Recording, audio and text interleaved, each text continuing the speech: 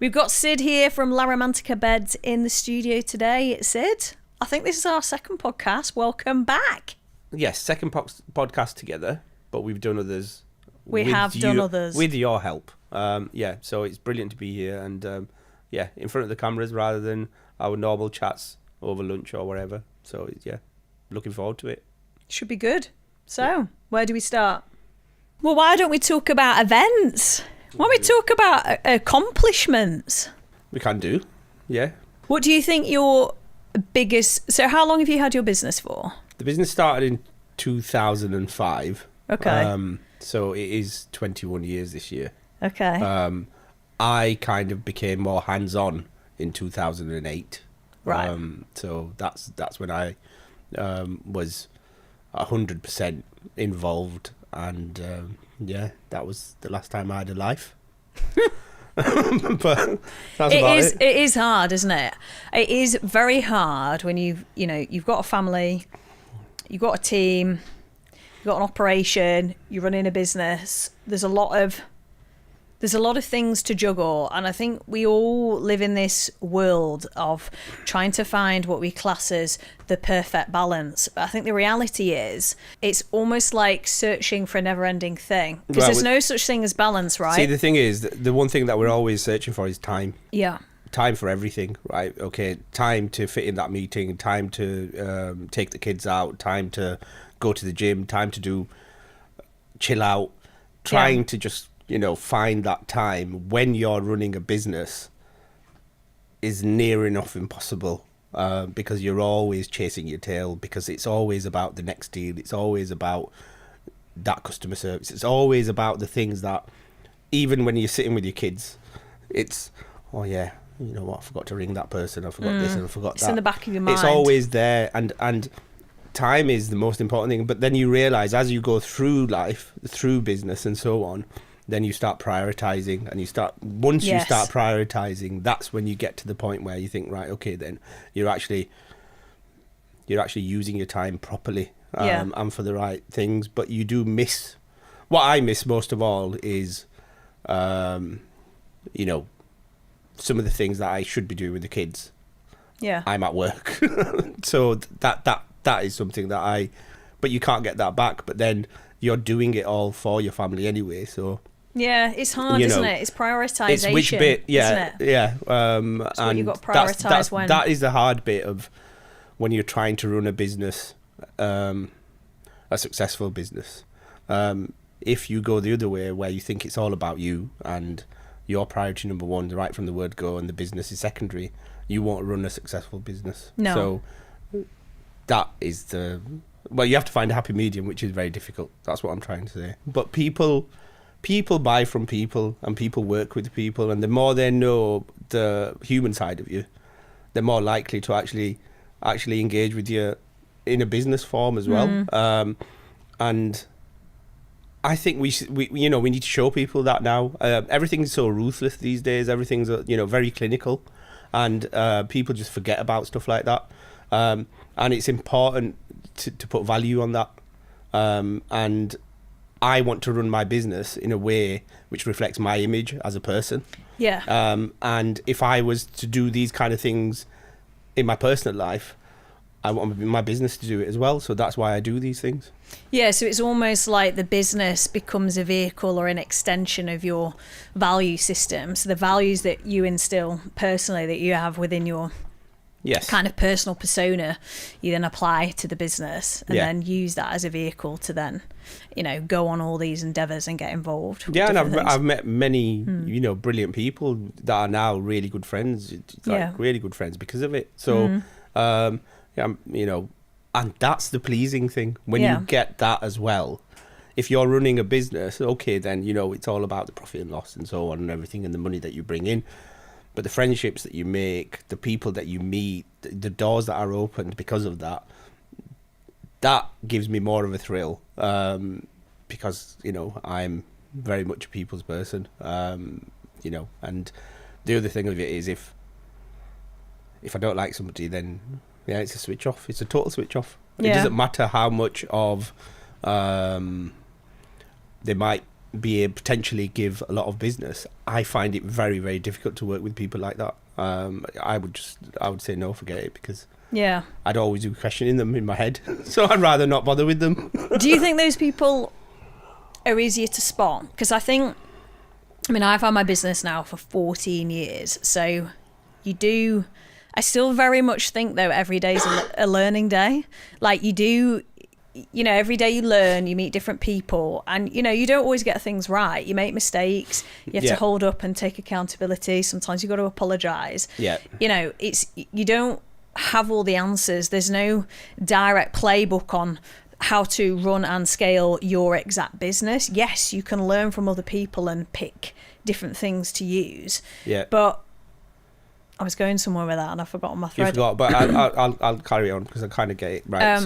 Basically, that was it. Yeah.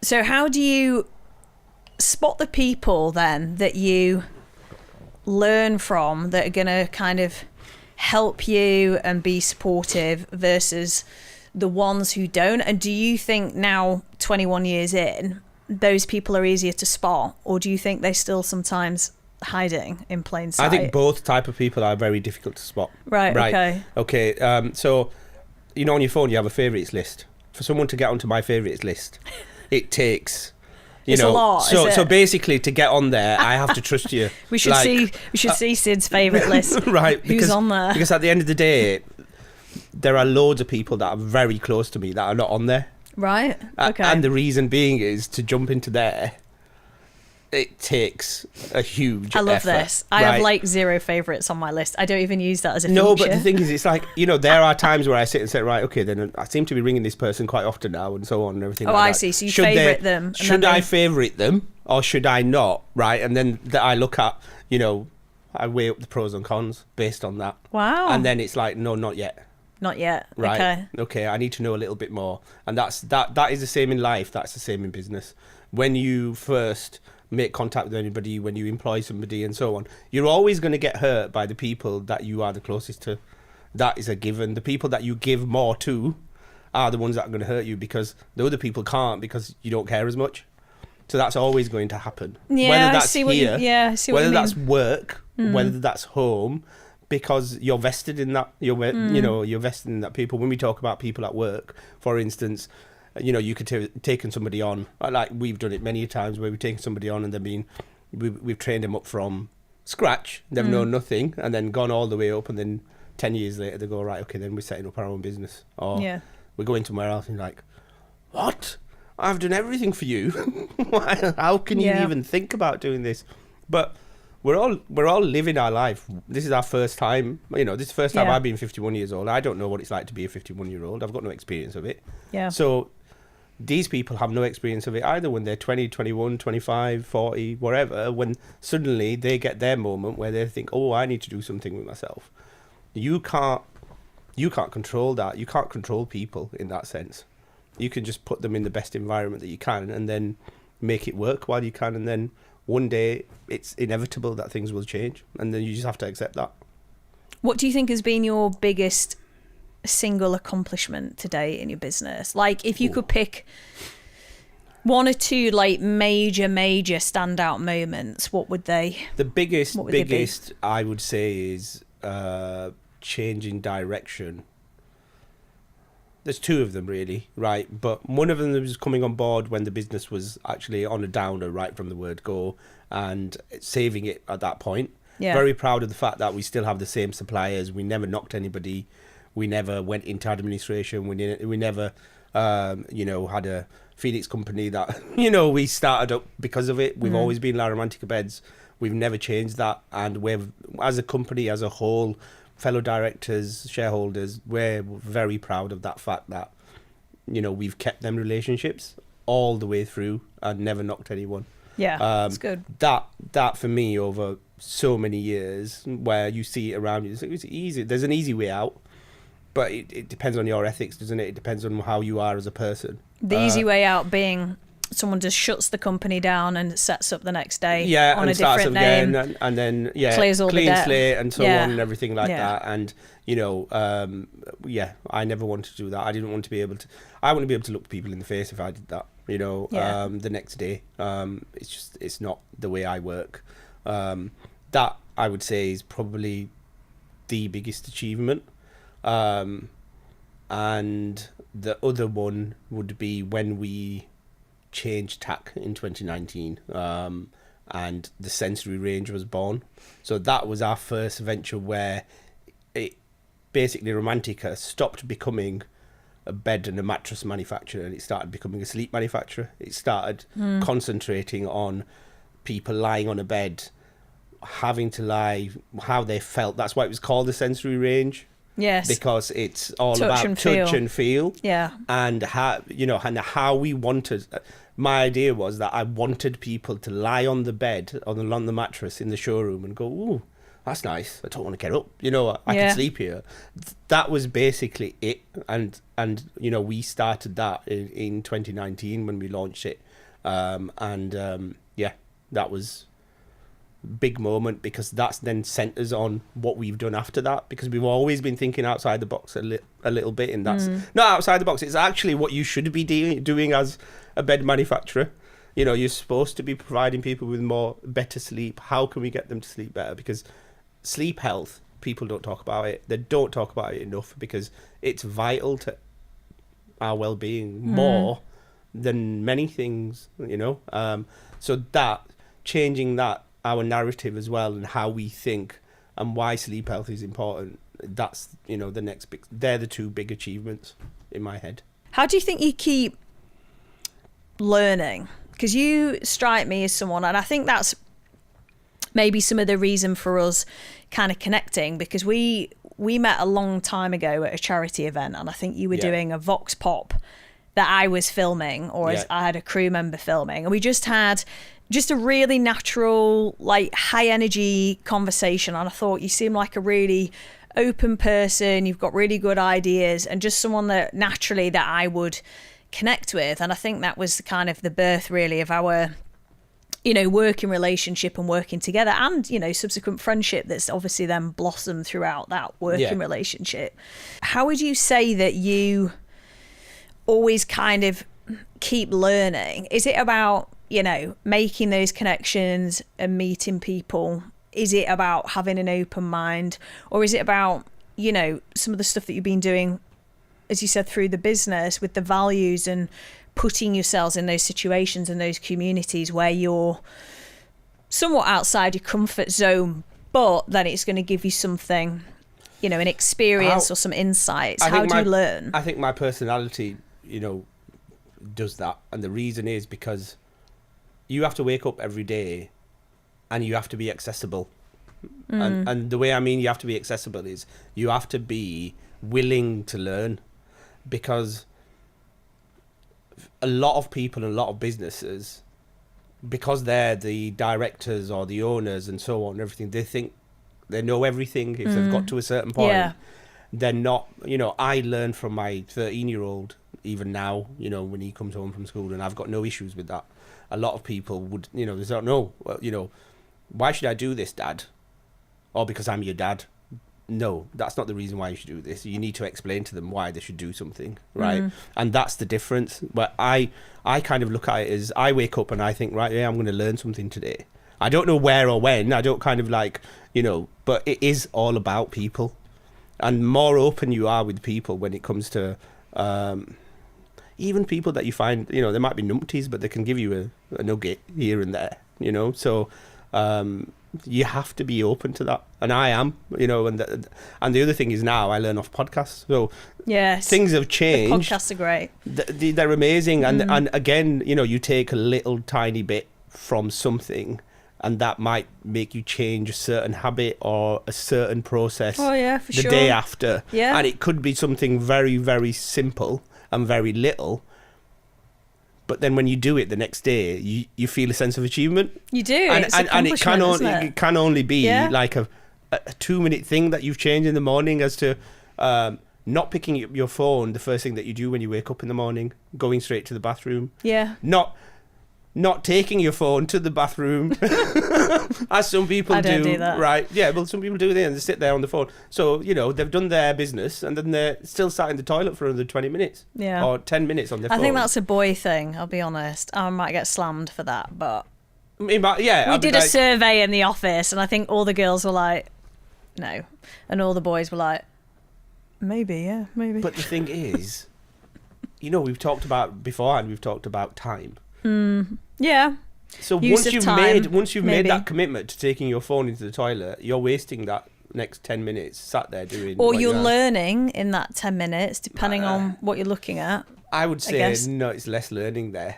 I think it's more relieving, I would say. But do you know what I mean? It's more relaxed. It's more the relaxed environment rather than learning environment. Yeah. I think when you want to learn, you don't go, right, okay, then I really need to learn this thing. I'm going to go to the loo and I'm going to sit there and I'm gonna teach myself how to do this. I'm going to watch this, really motivational 10-minute video while I sat on the toilet. That's not what happens. No, I don't. What about, do you listen to any podcasts in the bath? Do you do that? No, I don't. Have a bath? I don't have a bath. And listen to podcasts. See, I will. I'll get in the bath and I'll have a really nice half an hour long soak, and I might just plug in and sort of, have a good listen.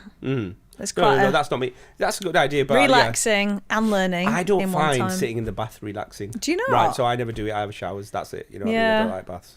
Again, I don't know if that's I don't know. Let us know. Do you like showers or baths? I like both. I think just being in water is nice. I find it relaxing in general, whether you're having a shower or having a bath. I like swimming. I like, the beach and so on, and hot weather, but not sitting in the bath. Yeah, because when you come outside, it's a bit cold, isn't it? We are. What podcasts do you listen to then to expand your learning repertoire? What do you like listening to? Art of Persuasion. That's one. I think that I've got that book over there, to be fair. Then there is Diary of a CEO, because it's a good Stephen one. Bartlett has because he has everybody on there, yeah, right? So it's quite easy. It's quite easy to just go onto that, and somewhere along the way you'll find whatever's bugging you that day. You'll find somebody there. Yes. That okay, then let's listen to this, and you're like, yeah, okay. I love his podcast, although recently I must admit I've had to come away from it because I end up going down this AI rabbit hole, and then you start looking into the guests and then looking into some of their stuff, and then it just keeps going. And then you kind of you just sort of end up concluding that the world is doomed, and it's probably not a good thing for your mental health and well-being. So I've started being a bit more selective with some of his stuff now. Yeah. Is sort of, right, that'd be really good for learning. That'd be useful insight that I could maybe apply. So you sort of pick and choose. Because I think you have to remember, and again, this is maybe something I've forgotten about a little bit lately, and it's the same with the use of AI, is we still have our brains, right? Yes. So we shouldn't become super reliant on everything that we watch, that we consume, that we see, that we feed through AI, what it tells us. It's well, inside you've still got a brain, you've still got an opinion. And obviously what you look at Medium, I'm in content, you look at your own stuff, and it's well, stuff has to somewhat get packaged, doesn't it? So it's going to have a hook, it's going to have a body of a story, it's going to have shock factor, because that's what's going to get you the numbers, right? That's ultimately what's going to give you the figures, in a way. Yeah, I get that, but for me, the reason why Diary of a CEO is it's two people talking to each other. It is, yeah. Okay, and they are experts in their field or whatever they've done, and that takes away the AI side of it. That takes away all of this fake news and social media. Yeah, I think it takes away all of that, which now we're getting fed constantly all of the time. He's open questions, aren't they? And he's the weird authentic. thing about, what I don't like about social media is if you just click like on one thing once ever in your life, where you might be just like, oh yeah, well that seed's okay. The algorithm. Well, you're then just fed that for the next year, right? Yeah. And you then become that, in a sense, because you then you start agreeing with it. That is, that for me is totally wrong. Well, it's that, isn't it? It's what you read then becomes thought becomes feeling, feeling becomes action, right? You don't get the other view. Then you only get that one view. You've got a one-sided view. You've got a totally one-sided opinion, and you're never going to get anything else because that's what you clicked on once. Yeah. And you might have clicked on that while you were like 19, and you might still be fed that when you're 25. Yes, it doesn't make any sense. What are your views on social media then? Do you think?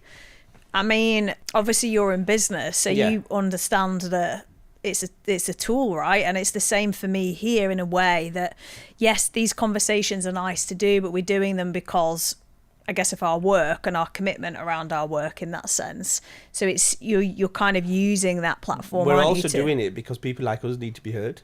Yeah. Right. Because of what's thrown out there now. So people like us need to also do podcasts because we kind of think, oh well, it doesn't really matter. Do you know? Let these guys do it. But then when you've got these guys doing it, who's giving the other opinion, or who's talking sense, or who's talking a bit more like humans rather than robots? Do you know? Yeah, it's just being authentic, isn't it? And just sort of, I guess, bringing your best self, having a good authentic conversation, seeing where it goes. There's kind of no pressure on it, and then if you're putting forward information that is of use, of help, it's going to educate, entertain people, and then for me, that's all a bonus, isn't it? For business side of it, it is about educating about sleep. That's what we use the platforms for, more than anything else. Because if you think about it, we're telling people to not sit on their computers. Yeah, that's true.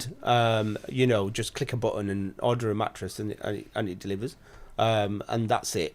We're saying go out and visit people, go to your local store, go down the high street, lie on the mattress, which are all things that are important because sleep is that important. You're not giving it the importance. You should give it the same importance as when you go to buy a car, you go to a showroom, you do a test drive, you check everything before you even make an offer or anything. Whereas, people come into a bed shop, and they just go, I need a bed. What kind of a bed? I don't know. I just need a bed. And you think that's as far as people go with. And they probably do that after one day they've woken up and, they've felt the spring in their mattress. It's like, where did the spring come from? Oh, I think I need a new bed. I need a new mattress. Well, that's way too late. That's that means you've had that mattress for way too long because all the fillings and everything have disappeared, and you've come to the spring. And so what's been supporting you when you're sleeping? You're not getting good night's sleep. You still sleep, but it's not a good night's sleep. So that's what we're more bothered about. Do you find there's like a natural synergy between people that are, say, maybe more checked into their health and fitness, so they're checked into their nutrition, so they're then more checked into their sleep habits and sleep routines? Do you find that those people come in and talk to you more about what they're after from a bed and a mattress because they're just within that mindset of like health and body and mind improvement? Yes. So sleep's part of, because it is part of that. If you think about it, if you're someone who exercises a lot, you probably look at your diet quite a bit. Then if you're looking at your diet, you're probably looking at, other things like creatine. You start going around the outside areas, don't you? Sort of have your core, and then it works back. So then sleep, I imagine, is quite a big part of that, because people know that if they want to train well, they want to grow and improve their body, they know that actually rest, mobility, stretch and exercise, it's all forms part of that ecosystem. So that was our reasoning behind bringing out the active range. It makes sense. It's basically talking about everything that you just said, because it was like, what do athletes look for? They look for marginal gains, right? What do businesses look for? Marginal gains. What do you look for in your own life? They're all marginal gains, right? 5 minutes more on this, 10 minutes more on that, Well, it's compounding, isn't it, over time? It's basically, that's what, and then we got together with Martin O'Fire, who's a legend of the rugby league, rugby in general, and we've kind of thought about it in that way, but then the science behind it as well, you know, has all come into it. How can we give people a deeper sleep? And that's how that came about, because active people think about it that much more. But we're all active. Everybody's active, you know. Yeah, we're levels, all doing something Yeah. all day, every day. So your body then needs a rest from that, and you need the best rest to be able to then be the best, you know, person that you can be the day after. If you haven't, you know, if you've not had a good night's sleep, what do you talk about when you come into the office? If someone says, "How are you?" What's the first thing you go on about? Well, it's sleep. Yeah, sleep massively impacts you, and I think, you know, if you've gone through having young children and know what it's like to be sleep deprived, and then I think you then later rely on your sleep a lot more. Yeah. You know, as a parent, because you sort of, you know, how bad you feel when you're in that period of young children and you basically like you don't sleep at all and your sleep's massively disrupted. You come through that and then they're in a pattern.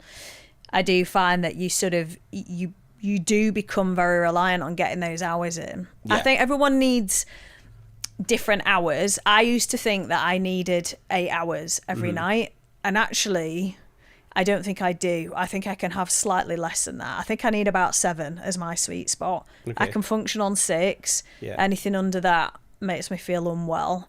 But anything like 8 plus, I wake up still feeling groggy and lethargic. It's like too much. Yeah. So I think you've got to learn that, but I don't think you really get tested with it until your sleep routines and rhythms are massively thrown out. And the only thing really that does that, I would say, is a big lifestyle change, or having a child really is going to disrupt that for a long period where you can track it and measure it. And having your own business is another thing. Well, yeah, that there's impacts that. so much on how well you sleep, and because you never switch off. No.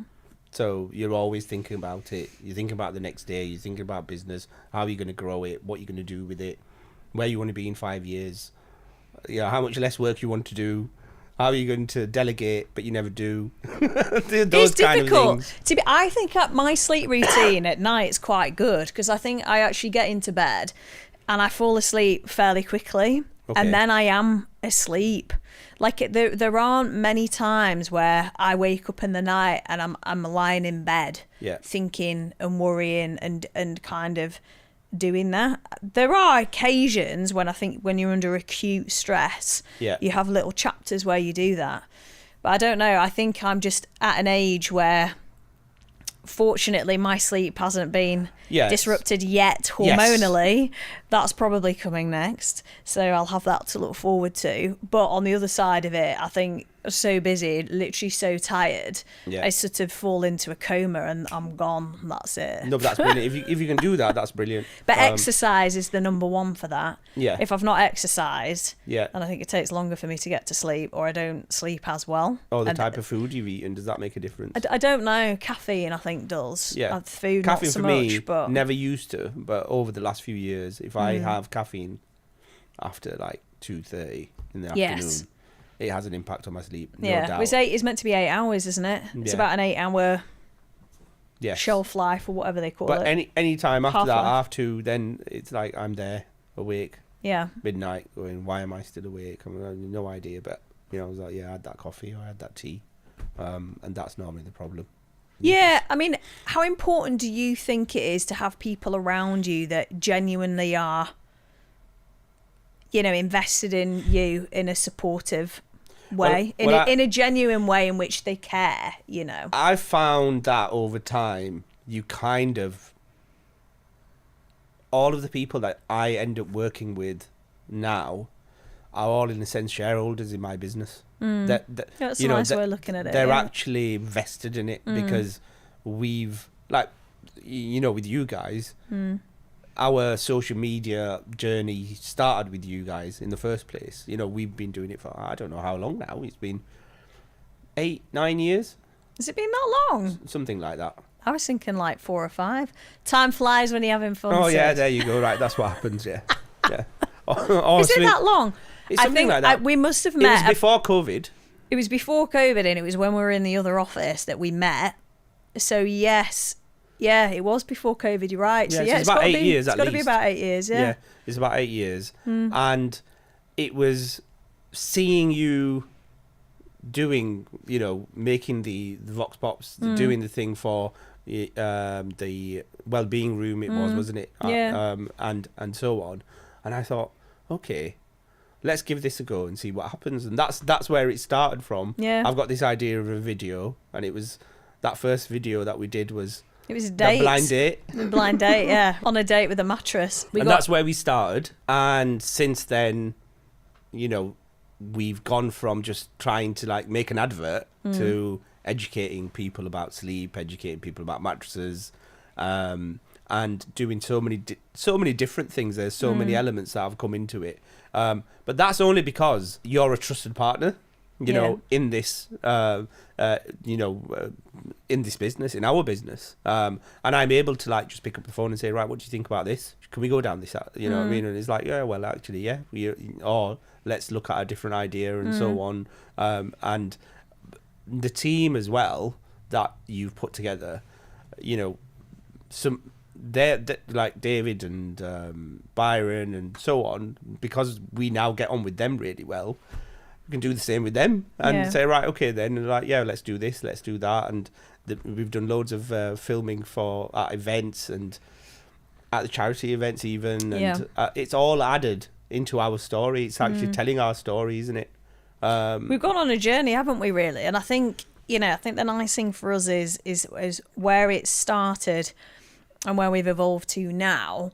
We've gone down different roads, haven't we? And we've gone in and we've looked at stuff and we've produced different things. We've experimented. And I think it kind of goes back to some of the original stuff we were talking about at the start of this podcast about being open-minded with ideas. And I think creativity it's an interesting one. And I think moving forward, it is so much of it is about experimentation, to be original and genuinely come up with something that is creative. Yeah. So it's not all this sort of AI, beige, slop, whatever they want to call it, that's just regurg on a theme or built around a formula because they know the formula works. Yeah. It's kind of like sometimes going against the grain a little bit or leaning into something to see if it works.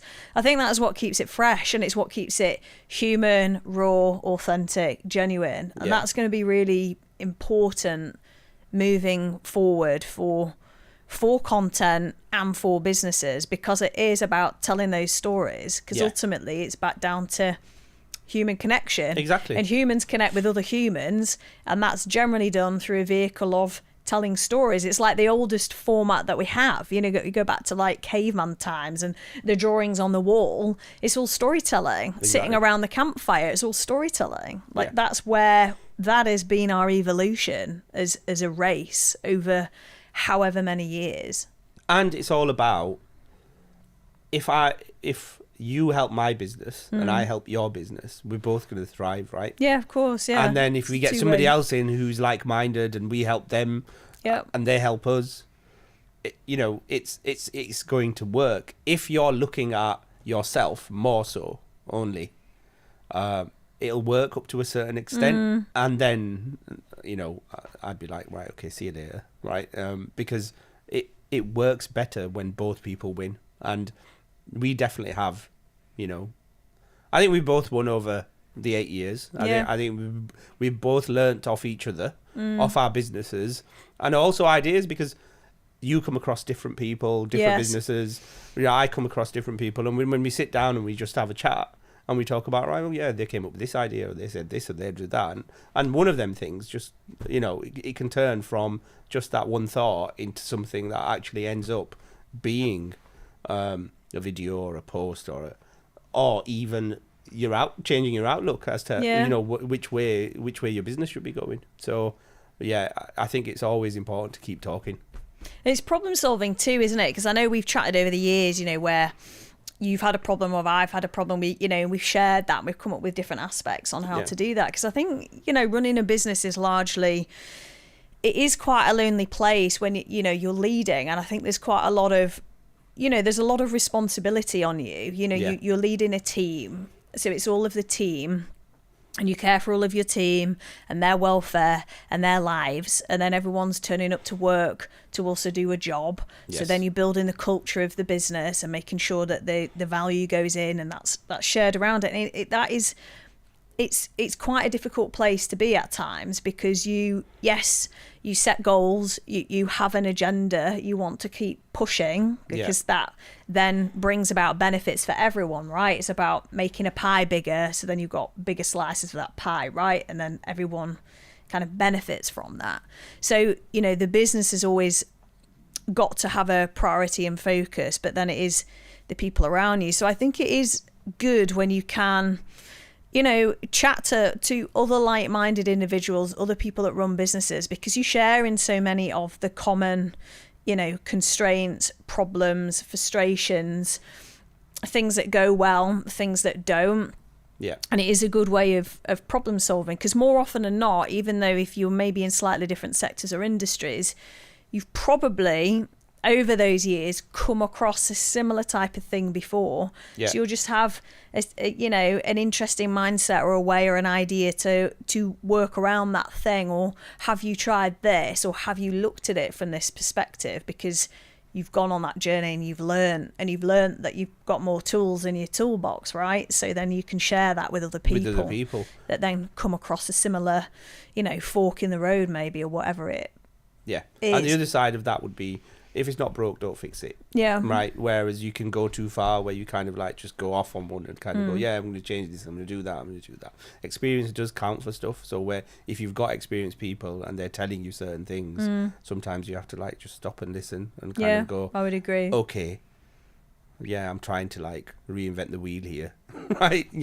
Let's just not do that. Right. Because history tells you that it doesn't work, but you kind of think in yourself, right? You kind of get carried away sometimes, where you think, I've managed to achieve this, and I've managed to do that, and I've managed to do this. What if I took it? And you can waste a lot of time and energy on something that in the end you just go, no, forget that, it's not working. But sometimes you've got to experiment as well, don't you? So it's a hard one, because I think you do have to sometimes set some goals, don't you, and push towards something, even though you might not know what the outcome's fully going to be. If you believe it's going to add value, then you do sometimes have to lean in, and then sometimes you do, and you figure out that's not going to work. But by doing that, you've learned anyway, because you've gone and somewhat failed, and then gone, why did that fail in its thing? And then you take all the bits from that and then apply it to a new situation. Yeah, because then you still win from it, ultimately. You still win, because you can, I can talk about how important sleep is and so on, and I'm 100% vested in that. But I can go into a showroom and speak to an owner, of a bed showroom and explain all of that to him, and he or she just turn around and say, no, I don't want to do this. Don't be a bed. I'm thinking, well, how? How does that work? And why?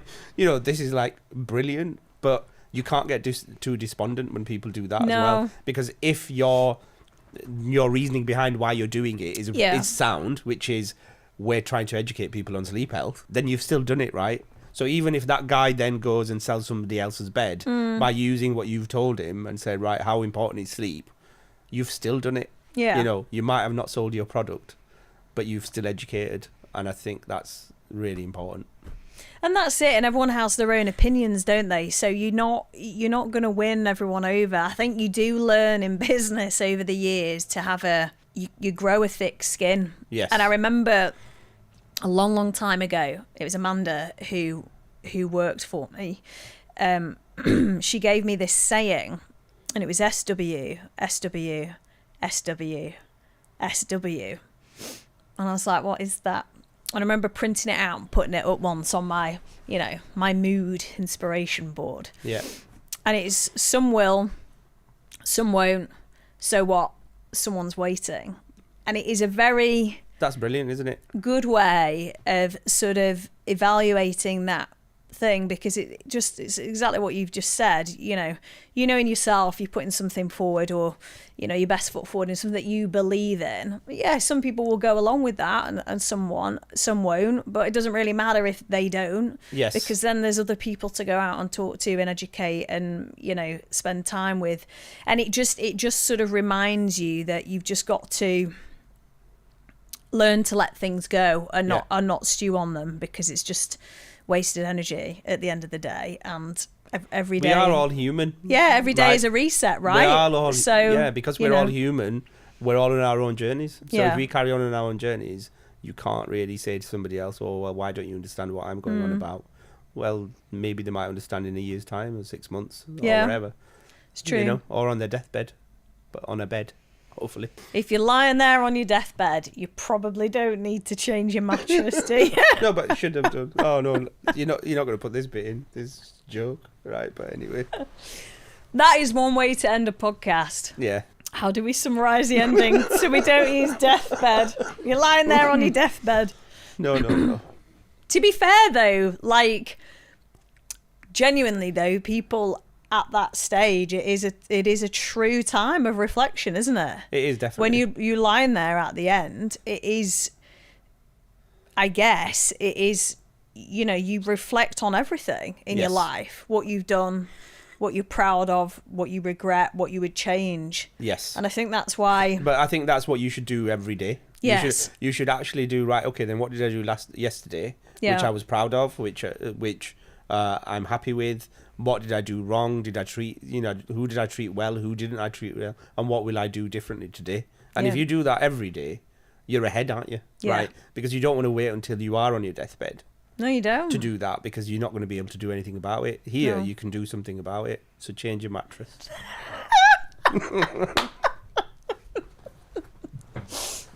So the moral of the story is change your mattress, whatever. Yeah. Whether you're dead or alive. Just change your mattress.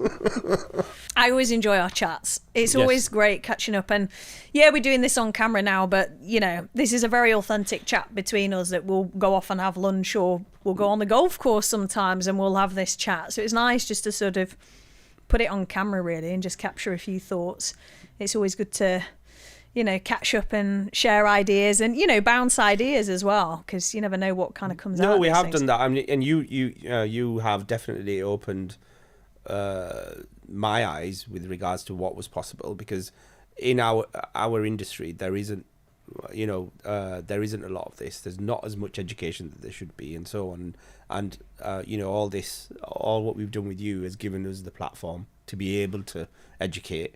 And on top of that, also, it's helped the business, because that's a byproduct of doing these kind of things. And people that would have never talked to us before, like, I'll walk into a room, and because we've done a video or something, and they say, right, okay, when are you going?